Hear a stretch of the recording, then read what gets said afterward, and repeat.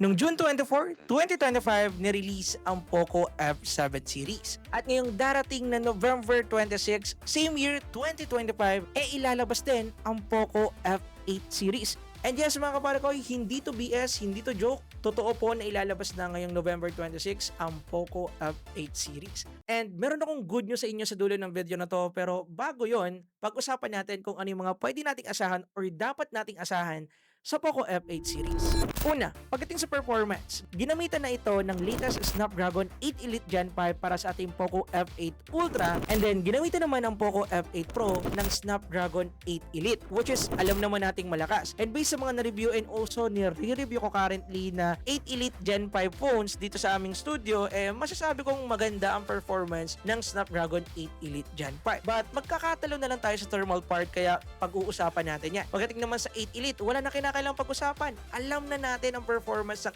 8 Elite. Napakita ko na yan sa inyo sa mga ginawa nating extreme gaming test and also full review. Abangan na lang ninyo yung magiging performance nito sa ating Poco F8 Pro and also yung performance din ng 8 Elite Gen 5 para sa ating Poco F8 Ultra. Isa pa sa nagustuhan ko dito, solid na rin yung kanilang battery. Nasa 6,500 mAh ang ginamit sa ating Poco F8 Ultra, and then nasa 6,210 mAh battery capacity naman para sa ating Poco F8 Pro.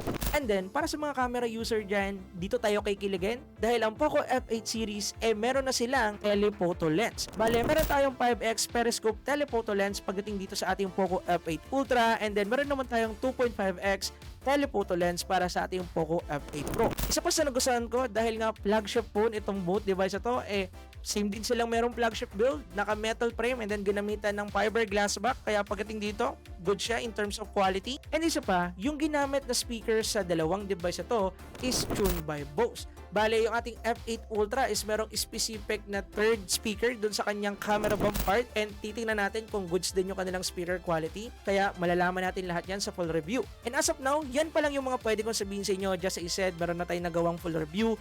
Abangan ninyo yung releasing, and pagdating naman sa sinabi ko kanina na good news, dito na papasok yon dahil magkakaroon ka na ng chance na magkaroon ng isang F8 series. Dahil magpapag-giveaway ako ng isang F8 Pro this upcoming November 26. And yung mechanics ng ating giveaway malalaman ninyo this upcoming 22 dahil doon ko ipapublish yung aking pre-launch video doon sa ating YouTube channel. Doon ko i-discuss kung paano kayo mananalo. And good news din dahil lilipad ako papuntang Bali dahil na-invite tayo ni Poco para i-cover yung whole event, at doon din tayo mismo magdodraw ng winner. And kita-kita tayo sa 26 para sa live and also sa panonood ng full reviews natin. Abang-abang kayo dyan mga kapare ko. Yun lang.